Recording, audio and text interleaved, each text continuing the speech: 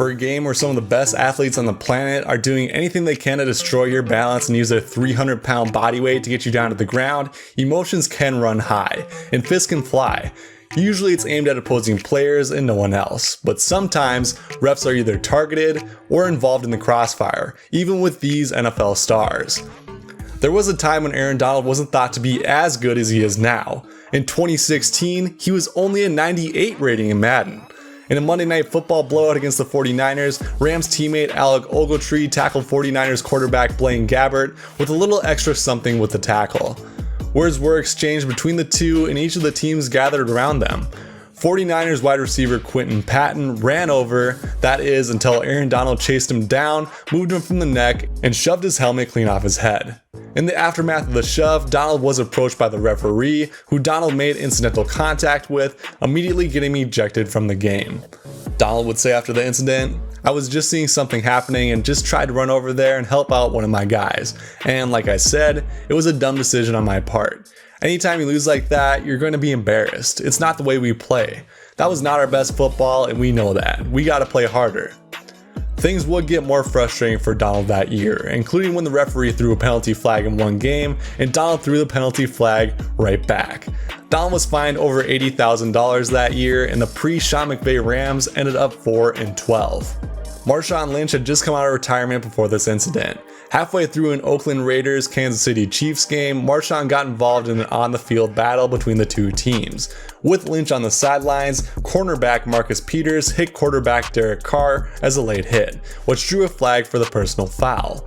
Several offensive linemen started to go after Peters. Marshawn and Peters are both Oakland natives and are close friends.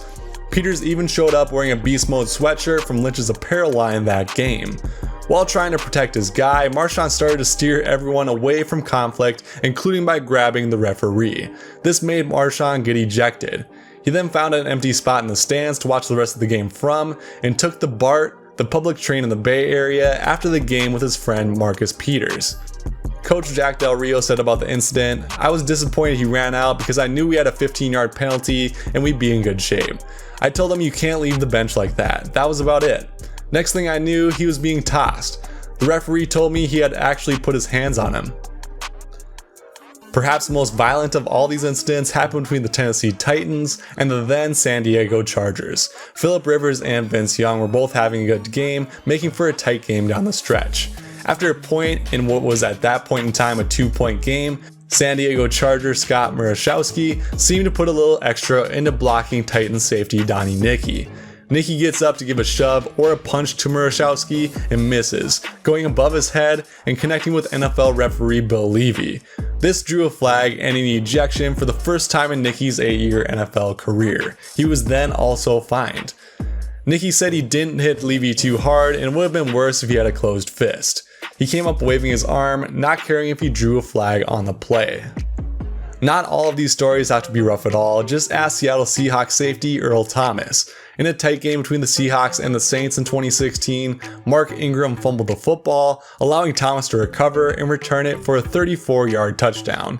In his celebration, he gave the football to a fan in the stands, ran over to official Alex Kemp before going in for a hug. Kemp reached into his pocket and flagged Thomas for an unsportsmanlike conduct penalty. In the locker room after the game, Thomas would say, "I just found out they penalized me for that. I'm having fun, just excited about the moment. I only live 3 hours away from here. I'm just thinking like, man, everybody back home just saw me score." You never know what happens when you get into these games, and when the ball goes your way, it's just an exciting moment. That's just how I celebrated.